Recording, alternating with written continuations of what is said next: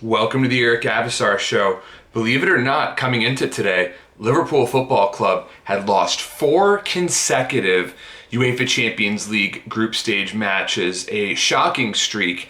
That is, of course, no more after beating Belgian side Genk 4-1 today on the road, and we can call this game Return of the Ox. That's right, Alex Oxlade-Chamberlain scored 2 goals today, and he scored for the first time in competitive football since April of 2018. Welcome back to having your name on the score sheet, Alex Oxlade-Chamberlain. What a delight. I mean, both goals were just incredible. The first one came from outside the box, less than 2 minutes into the match, and it was a brilliant low strike into the bottom corner. And, you can tell how much this means to Alex Oxlade-Chamberlain. It's such a delight to see someone who's worked so hard from what was really a career-threatening injury to now be playing at the highest level of football again. He was very honest and open about how difficult his recovery was. Perhaps he'll never be 100% again, but one thing he will remember forever was that second goal he scored. It was outrageous. Again, outside of the box, a first-time effort with the outside of his boot. I mean, it was just poetry in motion, bouncing off the crossbar and over the goal line. You love to see it. And so those 2 goals were absolutely massive for the Reds, of course. And the front 3 of Roberto Firmino, Sadio Mane, and Mohamed Salah was razor sharp today. They were clicking so well, all 3 of them.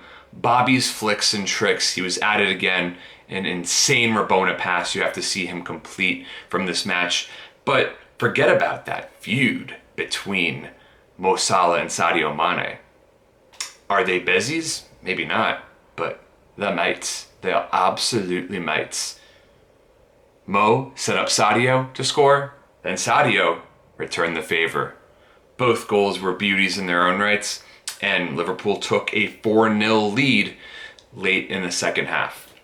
Of course, it was disappointing to see Dejan Lovren's signature lack of concentration cost Liverpool a clean sheet, and clean sheets have been increasingly difficult to come by even as the Reds continue to further establish themselves as the best team in world football. But of course, there are always things to be improved upon. Now, speaking of who needs to improve, of course, Lovren needs to get better, but Joe Gomez, he needs to get better. I don't know what's going on with him. I thought when Joel Matip and Trent Alexander-Arnold were both ruled out for this match, I thought 2 things were going to happen. One of 2 things. Either Joe Gomez at right back and Dejan Lovren at center back, or Joe Gomez at center back and James Milner at right back. Turns out neither of those things happened. Lovren started at center back and James Milner started at right back. What does it say when Gomez can't get into the side over Lovren? Are there fitness issues? I don't know. But I still hold Joe Gomez in such high regard and want to see him play every time either Joel Matip or Virgil van Dijk are unavailable. I think that has to be the standard going forward. Now, Naby Keita also played a brilliant match of his own today. His first full start in quite some time. Keita really just is such a creative, incisive player, great dribbling, phenomenal technical ability, and I truly still believe he's the most talented midfielder in this Liverpool side. I truly feel like every match going forward needs to have Alex Oxlade-Chamberlain and or Naby Keita in the starting 11. The midfield needs more creativity, needs that spark, that little extra something that takes a little bit of pressure off of Andy Robertson, who, by the way, played terrific once again today, and Trent Alexander-Arnold. They do so much in attack. They cannot be asked to do too much for this entire stretch of games this season.